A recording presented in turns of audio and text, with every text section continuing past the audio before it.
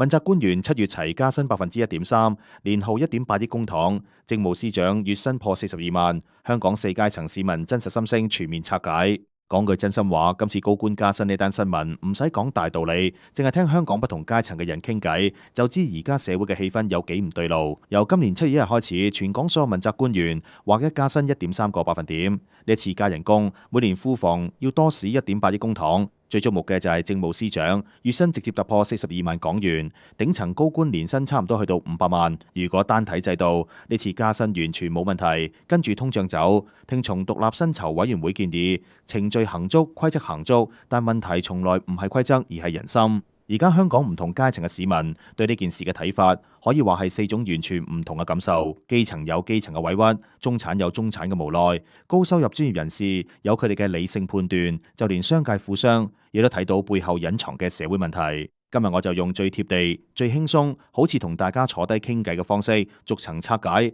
到底香港4類人心底真實係點樣睇今次高官加薪風波。首先，我哋由基層市民嘅角度講起。對於一班住公屋、住帳房、日日返工挨手停口停嘅基層朋友，今次加薪最直接嘅感受就係4個字：好唔公平。香港絕大部分基層打工仔做緊餐飲、零售、清潔、保安、物流前線、地盤散工，日日返工10個鐘、12個鐘，風雨不改，但係人工多年嚟都係凍死死，完全冇得加。而家物價年年貴，街市害稅、水果、交通費、電費、煤氣費、日用品樣樣加價，通脹蠶食緊大家嘅生活開支。簡單講就係大家人工冇加，但係使錢越來越多，實質生活係變差。但係高官嘅人工係有一套穩賺機制，只要有通脹就自動加人工，唔使驚生意淡，唔使驚經濟差，唔使擔心收入不穩定。政務司長一日人工已經過萬，係好多基層朋友成個月嘅人工。呢個落差換邊個普通人睇都會心淡。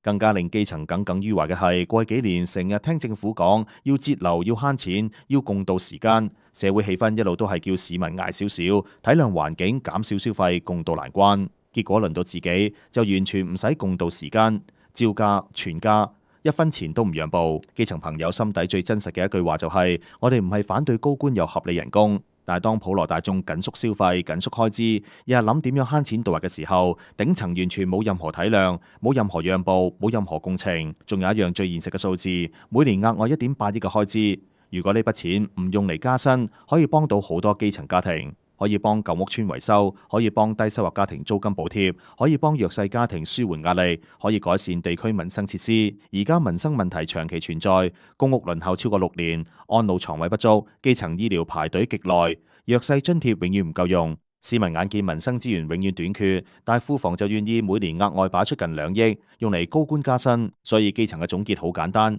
規則上完全合法，但感受上極度不公。程序冇錯，但民心真係受傷。講完基層，我哋講最夾心、最沉默但最唔爽嘅一群，就係中產人士。香港中產係成個社會最奇怪嘅一群，人工就唔算極低，但就絕對唔富裕，唔可以申請津貼，唔可以攞福利，冇任何政府優惠。大家係全港最大納稅群體，政府大部分薪俸稅都係中產一手一腳撐起。基層唔使交稅，富商有好多稅務安排可以調節，唯獨中產人工透明，收入固定，老老實實交稅，老老實實捱通脹。但係中產呢幾年嘅待遇真係唔理想，好多白領、文職、教師、護士、技術人員連續幾年凍薪，花紅少咗，雙糧冇咗，獎金縮水，甚至有部分人要減工時、減人工。私人市場永遠跟住經濟週期起伏，經濟好先有加人工，經濟差就自然凍薪減福利。但係高官人工完全脫離市場起伏，經濟好都加，經濟差都加，通脹要加，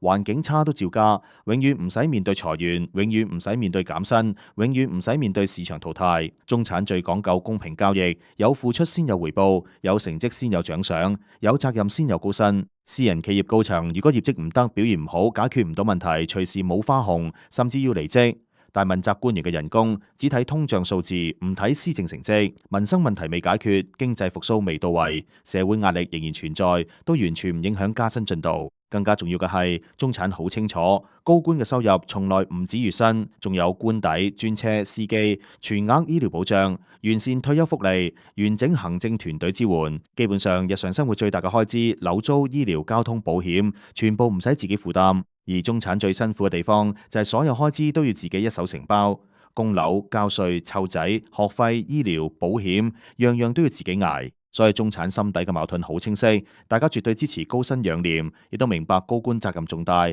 但大家唔接受一套完全零風險、零問責、只升不跌嘅薪酬機制。跟住落嚟係高收入專業人士嘅角度，呢班人嘅睇法最理性、最客觀，亦都最通透。呢類人士包括資深醫生、律師、工程師、會計師、企業高層、專業精英，月入普遍7萬以上，本身已經屬於社會高收入群體。呢一班人完全唔妒忌高官人工，因為大家好清楚3司13局嘅頂層崗位壓力真係極大，處理嘅係全港700幾萬人嘅民生、土地、房屋、經濟、跨境事務、突發危機，全年無休，全天候待命，時刻面對輿論監督，壓力絕對遠超普通私人公司高層。私人市場大型企業 CEO 年薪動輒千萬甚至幾千萬，對比之下，政務司長500萬年薪其實真嘅唔算誇張，所以高收入精英係真心認同高薪養廉呢套制度，足夠高嘅人工先可以杜絕貪污、杜絕利益輸送、杜絕權力交易嘅誘惑，亦先可以吸引優秀人才願意放棄商界高薪入政府擔任問責崗位，避免管治人才斷層。但與此同時，呢班專業人士亦都提出最到位嘅批評。高薪絕對合理，但僵化機制就絕對不合理。而家嘅問題唔係人工太高，而係機制太單向，只跟 CPI 通脹加幅，完全唔理經濟好壞，唔理庫房盈虧，唔理市民收入，唔理施政表現。私人市場嘅高薪一定同績效掛鈎，做得好有獎金，做得唔好要扣分、要扣糧、要承擔後果。但問責官員嘅薪酬係永遠穩賺，只升不跌，完全隔離所有市場風險同績效問責。所以高收入階層嘅結論好中立，高薪冇問題，零彈性、零問責、單向上嘅機制先係真正問題。最後我哋講最少出聲，但係最看透全局嘅富商企業家、大資本階層、商界頂層人士，其實好少公開評論呢類風波，但佢哋嘅視覺最宏觀。首先喺富商眼中，每年1.8億開支其實並唔係一筆大數目，對成個香港庫房格局、對整體經濟運行根本造唔成實質影響。商界好清楚，今次社會反應咁大，根本唔係因為加得太多，而係民間累積嘅不滿情緒終於爆發。呢幾年市民生活壓力大，人工停滯，通脹持續，中小企經營困難，大家心底本來就有壓力。呢次高官加薪只係一個引爆點，將所有積壓嘅落差同不滿一次性釋放出來。其次，商界其實好支持穩定高官團隊薪酬。做生意嘅人最明白，管治團隊心態穩定，生活無憂，薪酬有保障，先可以長遠規劃政策，穩定營商環境，維持社會秩序。如果頂層官員年年因為薪酬爭議動盪，人心浮動，反而會影響政策連續性，損害香港投資氣氛。但與此同時，富商亦都睇到最核心嘅隱憂，社會撕裂正在擴大。經濟數據可以好平穩，但民心落差、階層對立、觀感失衡，先係社會最大嘅隱患。所以商界普遍嘅睇法係，規則可以保留，高薪可以維持，但管治要有智慧。經濟好，人人加薪，庫房盈餘嘅時候跟通脹加薪，市民完全冇意見。但經濟逆境，市民捱苦，庫房緊縮嘅年份，其實可以主動讓步，短暫凍薪減幅，同市民共度時間。呢種少少嘅自我犧牲，換取嘅係社會穩定、民心和諧、施政暢順，絕對係最抵、最有智慧嘅管治選擇。綜合晒4個階層嘅心底聲音，其實成件事好清晰。基層唔滿意係因為生活太苦，落差太直觀；中產唔無奈係因為自己承擔最多，得到最少，夾心無支援；高收入精英理解高薪，但唔接受僵化零問責機制。富商看淡金額，但極度看重民心同社會平衡。今次高官加薪，程序合法、制度合法，邏輯都站得住腳，但就輸喺時機、輸喺共情、輸喺管治溫度、輸喺社會觀感。未來香港要減少矛盾，拉近官民距離，修復社會撕裂，最需要做嘅就係優化而家單向嘅加薪機制。除咗睇通脹，仲要參考經濟週期、庫房狀況、市民真實收入，建立一套可升可跌、有彈性、有問責、有溫度嘅全新薪酬制度，